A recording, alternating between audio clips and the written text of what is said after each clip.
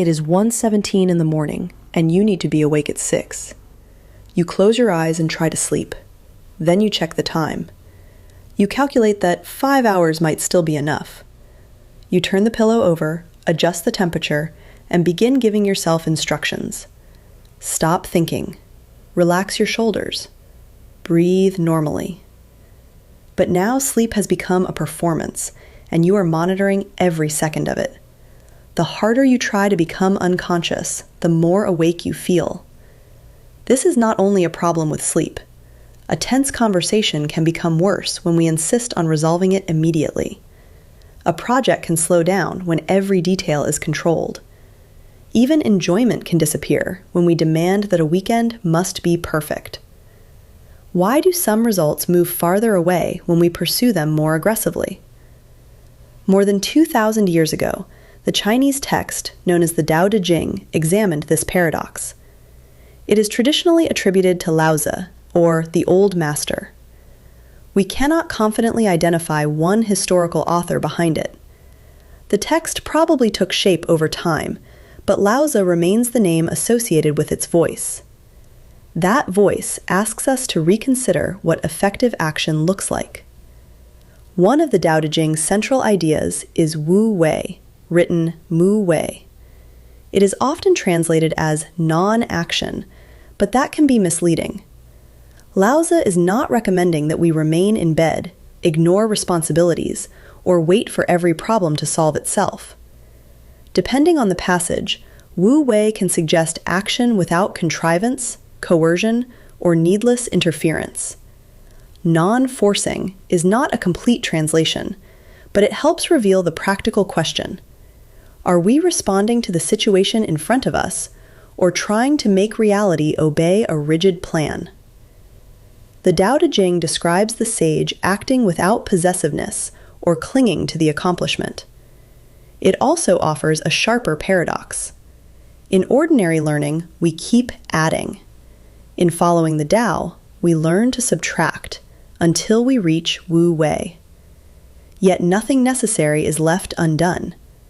The subtraction matters. Much of our effort is not directed at the task itself. It goes into protecting an image of ourselves, eliminating uncertainty, and controlling how quickly success must arrive. Laozi asks what action remains when that extra strain is removed. This is not weaker action. It may be more accurate action. To explain that accuracy, the Daodejing repeatedly turns to water. The text says that the highest good is like water. Water benefits living things without competing with them. It settles in low places that people usually avoid. It does not need the highest position to have an effect. Water is yielding, but it is not powerless. It responds precisely to the ground beneath it.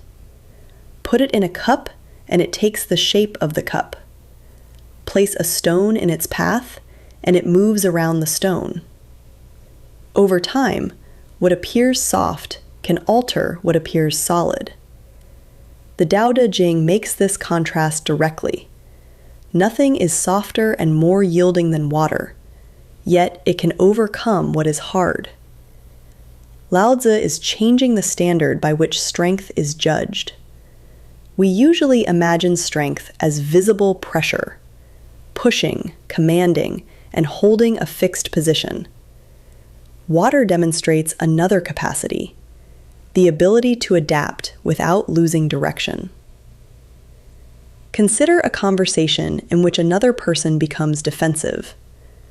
Repeating the argument more loudly gives that person something firmer to resist. A different question, a pause, or better timing may accomplish what pressure cannot. That is not surrendering your judgment. It is noticing the terrain. The Daodejing calls this not contending. Water does not waste energy proving that it is stronger than the rock. It continues to move. Laozi applies this suspicion of force to leadership and government. Many passages address rulers, not private individuals searching for a life hack. They warn that excessive interference can produce the disorder it was meant to prevent. The text describes the best ruler as one whose work is barely noticed. When the task is completed, people feel that they accomplished it themselves. It also compares governing a large state to cooking a small fish. Handle it too much and it falls apart. The scale is ancient and political, but the pattern remains recognizable. A manager checks every minor decision, so the team stops exercising judgment. A parent supplies instructions for every step, so a child becomes afraid to act independently. More control produces less capability, which then seems to justify still more control. Wu Wei interrupts that loop. The leader still creates conditions, sets boundaries, and responds when action is needed.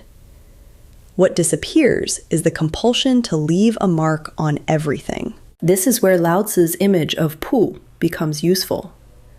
Pu, written pu in traditional Chinese and pu in simplified Chinese, literally refers to plain, unworked wood. It is commonly translated as the uncarved block. An uncarved block has not yet been divided into fixed functions and labels. For Laozi, it suggests simplicity before excessive shaping.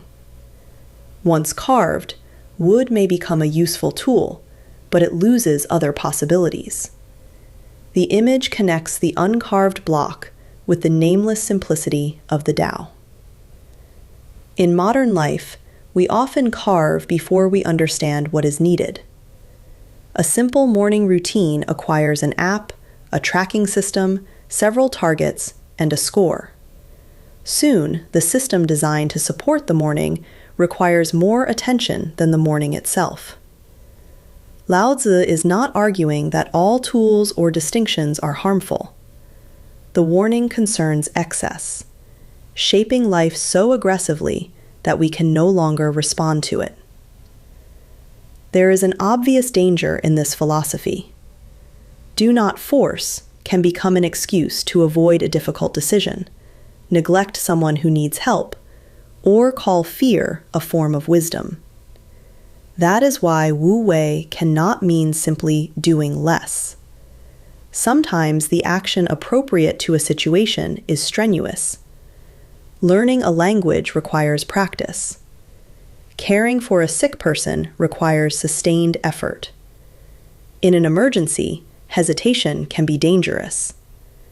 The distinction is not between effort and no effort.